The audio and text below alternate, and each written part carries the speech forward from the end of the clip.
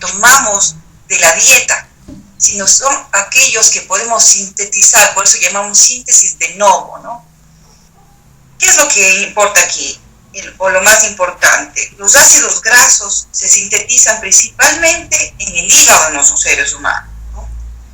¿De dónde viene? El exceso de glucosa, es decir, la glucosa se convierte en piruvato a través de la glucólisis, entra a la mitocondria y forma acetilcoenzima A y oxaloacetato, ¿no?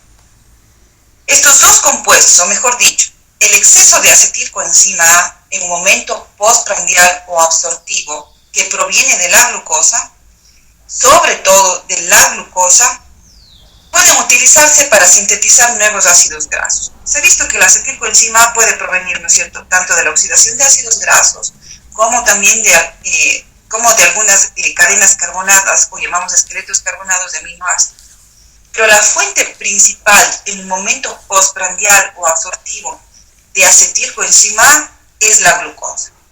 Decimos básicamente que la glucosa prácticamente es el que nos dona todas las moléculas de acetilcoenzima A en un momento postprandial, el cual va a servir para la síntesis de nuevos ácidos grasos. ¿Qué va a pasar cuando nosotros sinteticemos ya ácidos grasos? Tenemos capacidad de sintetizar ácidos grasos de cadena larga, ya vamos a ver cuál va a ser el proceso, y estos van a unirse más el glicerol para formar triacilgliceroles. Una vez que tenemos triacilgliceroles hepáticos, nosotros ¿qué tenemos que hacer? Lo exportamos, sabiendo bien que la exportación se hace a través de las PLD. Estos síntesis de ácidos grasos ocurren en el citosol, ¿sí?, en el citoplasma, y determina la síntesis de un ácido graso de hasta 16 carbonos, es decir, el palmitato.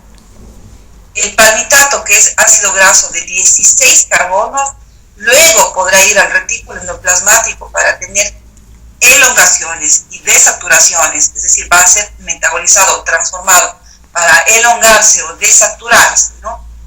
Y luego se sintetiza o se une más el glicerol para formar triacilglicerol y exportarlo a través de las PLD. Ahora, vamos a ver. Entonces, básicamente decimos que los ácidos grasos, el sustrato que da inicio es el exceso de acetilcoenzima.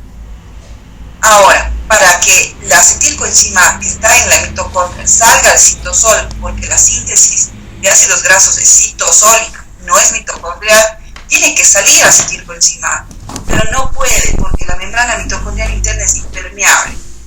Por lo tanto, la manera en la que sale la acetilcoenzima es como citrato. Y a su vez, para hacer la síntesis, llamamos síntesis reductiva en los tejidos, porque para poder formar estos ácidos grasos necesita hidrógenos, síntesis reductiva. Y estos hidrógenos sobre todo vienen a partir de NADP reducido. Y la vía principal de NADP H más H es la vía de las pentosas. Aquí, por favor, vamos a tener claro algo, ¿no?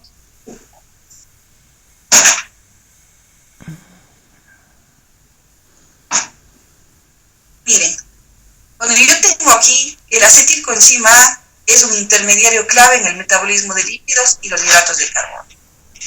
¿Por qué? Porque los hidratos de carbono en el momento postprandial ya saben muy bien. Aquí, hidrato de carbono, forma piruvato, el piruvato ingresa, se descarboxila y tengo acetilcoenzima A. El acetilcoenzima A va al ciclo de Krebs, ¿sí?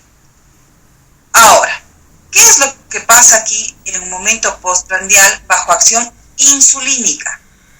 Cuando nosotros tenemos acción insulínica, tenemos lo que tenemos bien claro a un comienzo en la diapositiva. Los seres humanos tenemos capacidad de reservar porque consumimos más de lo que requerimos. Siempre las necesidades energéticas son satisfechas y por lo tanto todo el resto que está entre comillas por demás se va a tener que reservar. Este proceso lo hacemos a través de un cruce metabólico importantísimo a partir del hidrato de carbono sobre todo. El hidrato de carbono me da acetilcoenzima que expresa el Krebs. Pero, ¿qué pasa cuando existe exceso de acetilcoenzima? No estamos hablando de un momento, por favor, de ayunos, un momento postprandial. acetilcoenzima va al ciclo de Krebs, perfecto, y satisface la demanda energética del tejido. Pero cuando tenemos ya, sobre todo, exceso de acetilcoenzima, sobre todo proveniente de la glucosa, tenemos esto. El acetilcoenzima se une al oxaloacetato. Mejor dicho, el acetilcoenzima de la mitocondria debería salir acá al citosol, para que el citosol, la acetilcoenzima, sea el sustrato inicial para dar lo que llamamos la síntesis de novo o síntesis de nuevos ácidos grasos. Para que estos ácidos grasos sirvan para formar los lípidos de membrana, que son los fosfolípidos, o unirse al glicerol para formar los triglicéridos y poder ser ensamblados en triglicéridos para ser exportados desde la célula hepática como VLDL para que el depósito final sean los triglicéridos en el tejido adiposo. Chao. Ahora, ¿qué pasa aquí? En el primer paso, la acetilcoenzima debería estar en el citosol para dar inicio a la síntesis de ácidos grasos. Acción insulínica este recorrido. Pero no puede, la membrana mitocondrial interna es impermeable a la acetilcoenzima y por eso le conocemos a esta vía como vía del citrato. La vía del citrato no es nada más que unir el oxaloacetato más acetilcoenzima y tenemos citrato. El citrato sale, el citrato nuevamente nuevamente por la misma enzima, se rompe y tenemos acetilcoenzima A, es decir, restablece la acetilcoenzima y oxaloacetato. Es decir, esta vía que llamamos vía del citrato o ruta del citrato, o llamado también lanzadera del citrato, no es nada más que es justamente el desvío para comenzar a hacer la síntesis de ácidos grasos. En momentos de ayuno, ¿qué es lo que va a pasar? Los triglicéridos que están fragmentados, ¿no es cierto? Perdón, los triglicéridos que están en el depósito se rompen y los triglicéridos van a dar ácidos grasos más glicerol. Los ácidos grasos, ya hemos visto aquí, se activan, luego por acción de la carnitina ingresa y dan beta oxidación y cuerpos cetónicos. Es decir, en este sentido, momento postprandial o absortivo, cuando tenemos más de lo que requerimos, sobre todo proviene de la glucosa, exceso de carbohidratos, enseguida tenemos síntesis de triacilglicerol. Es por esta razón que nosotros cuando tenemos pacientes que tienen aumentada la cantidad de triacilgliceroles, ¿sí? ¿Qué es lo que va a pasar? Los ácidos los tenemos que recordar y enseguida revisar y preguntarle a este paciente cuál es su ingesta de carbohidratos. Y si tiene ingesta abundante de azúcares simples, ¿no? A través de golosinas, bebidas azucaradas y todo tipo, ¿no es cierto?, de productos de pastelería, panadería, empezamos a ver que tiene un exceso de consumo de carbohidratos. Esto nos da la explicación de por qué tiene una cantidad elevada de triacilglicerol, tanto en su sangre como también en su tejido adiposo. Así es que este es un sentido, un momento postprandial, acción insulínica. Y este es el otro sentido bajo acción hormonal glucagón-adrenalina, en sentido, obviamente, de ayuno o de demandas incrementadas, ¿no?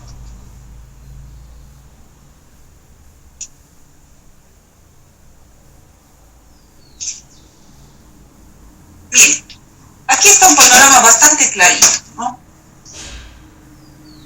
El panorama clarísimo. Aquí nosotros vamos a ver que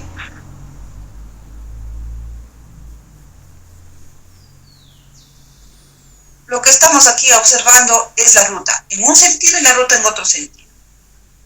Los triglicéridos cuando se fragmentan tenemos glicerol, 3-fosfato y acilcoenzima. El acilcoenzima se oxida, acilcarnitina y tenemos acetilcoenzima y cuerpos cetónicos. Esto es un sentido. Pero la célula hepática, cuando tenemos un momento postprandial o absortivo, tenemos exceso de glucosa. Y este exceso de glucosa me da piruvato y me da acetilcoenzima. Pero ya no me va a dar cuerpos cetónicos porque tengo más de lo que requiero. Y por lo tanto, en ese caso, ¿qué es lo que tenemos que tener? Tenemos que tener un desvío de la vía hacia citrato. El citrato restablece acetilcoenzima en el citosol. Bajo acción insulínica hay estimulación de una enzima clave, que ya vamos a ver la reacción, y se forma un compuesto llamado malonilcoenzima A, a partir del cual va a sintetizarse ácidos grasos. Los ácidos grasos se activan, luego se unen al glicerol para nuevamente formar triglicéridos y tener exportación en forma de ¿qué? De VLDL. Si yo tengo esto bien claro, esto es lo que ocurre en mi célula hepática. En un sentido lo que es acción insulínica. Termina la acción insulínica y yo tengo en el otro sentido, los triglicéridos se fragmentan y tengo la beta oxidación. Quiere decir que la síntesis de ácidos grasos es muy distinta, por favor, es muy distinta a la beta oxidación. Son dos procesos diferentes y antagónicos, ¿sí? Vamos a decirlo bien claramente, ¿no? Los carbohidratos sobre todo, pero también puede suceder con las proteínas procedentes de la dieta, que todo al superar las necesidades que el organismo tiene de estos, puede convertirse en ácidos grasos, que luego se almacenarán en forma de triacilgliceroles, ¿ya? Esto es importante en un estado de buena alimentación, es decir, postprandial o absortivo. En los seres humanos, la síntesis de novo o esta síntesis de ácidos grasos nuevos se produce principalmente en el hígado. En segundo lugar, en la glándula mamaria lactante. ¿Por qué? Durante la lactancia, es obvio, nosotros tenemos que sintetizar triacilgliceroles. Obviamente aquí está la diapositiva indicado como una célula hepática, pero en la glándula mamaria lactante, la glucosa penetra, ¿no es cierto? Tenemos exceso de acetilcoenzima y comenzamos a formar nuestros ácidos grasos. Y obviamente en la leche materna tiene que haber ácidos grasos de cadena corta, media, larga, sobre todo en cadena media, y también ácidos grasos insaturados para poder proveer, ¿no es cierto?, al neonato de todos los ácidos grasos, ¿sí? Y en menor medida en el tejido adiposo. ¿Por qué decimos en menor medida? El tejido adiposo sí puede sintetizar sus propios ácidos grasos, pero no lo hace tan activamente por una razón, porque cuando vienen de la dieta, los ácidos grasos ya le vienen preformados. Cuando hay intensa actividad de la vía glucolítica, le está dando básicamente una gran cantidad de gliceraldehído 3-fosfato, que a su vez se puede convertir en glicerol, en dihidroxiacetona y en glicerol. El glicerol se une a estos ácidos grasos que ya le vienen preformados básicamente y son almacenados ahí. Pero quiere decir que el tejido adiposo sí puede sintetizar sus ácidos grasos, pero en mucho menor medida que el tejido hepático, ¿no? Entonces tenemos dos tejidos importantes para la síntesis de ácidos grasos, y en primer lugar es la célula hepática, y después está la glándula mamaria lactante, ¿no? Segundo lugar, es una vía citosólica. ¿Y de dónde vienen los carbonos? Los carbonos vienen ¿de dónde? De la acetilcoenzima A.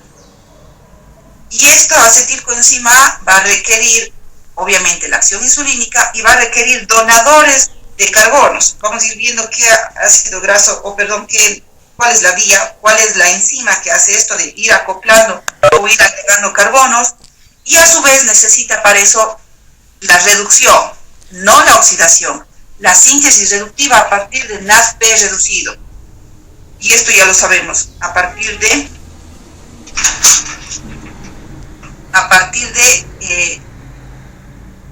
vamos a verla acá, del NADP de vía de las pentosas. Aquí, por favor, es muy importante, yo les voy a poner estas diapositivas en la plataforma, no como ustedes van a estudiar de aquí, sino las gráficas nos ayudan a entender los procesos, ¿no? Miren, esta es una célula hepática, esta es una célula adiposa. Y cuando hablamos de metabolismo lipídico, hablamos de una interrelación entre tejidos. Y los principales tejidos que pueden reservar triacilgliceroles es el hígado y el tejido adiposo. Pero a la diferencia, el hígado, en vez de reservarlos y almacenarlos como tejido adiposo, los sintetiza y luego los exporta. Entonces, el hígado es un tejido que los sintetiza para exportar. Entonces, vamos a ver. Acción insulínica. Acción insulínica. La oxidación es un proceso muy distinto a la biosíntesis. Cuando yo tengo la glucosa en un momento postprandial y consumo más de de lo que requiero, siempre sucede esto, porque tenemos ya exceso de las necesidades, o mejor dicho, ya cumplí las necesidades energéticas de la célula. Piruvato, glucosa, piruvato, tenemos exceso de acetilcoenzima. La acetilcoenzima va a dar como lugar al citrato. La acetilcoenzima no puede salir al citosol porque la membrana mitocondrial interna es impermeable, se convierte en citrato, este sale y se restablece. Aquí da el inicio de la vía de biosíntesis o síntesis de nuevo de ácidos grasos a través de una enzima clave, que es la acetilcoenzima carboxilasa. Cuando vemos carboxilasa, y estamos viendo qué es lo que hace. Activa esta enzima la insulina e inactiva la adrenalina y el glucagón. Estamos hablando en el momento postprandial o absortivo.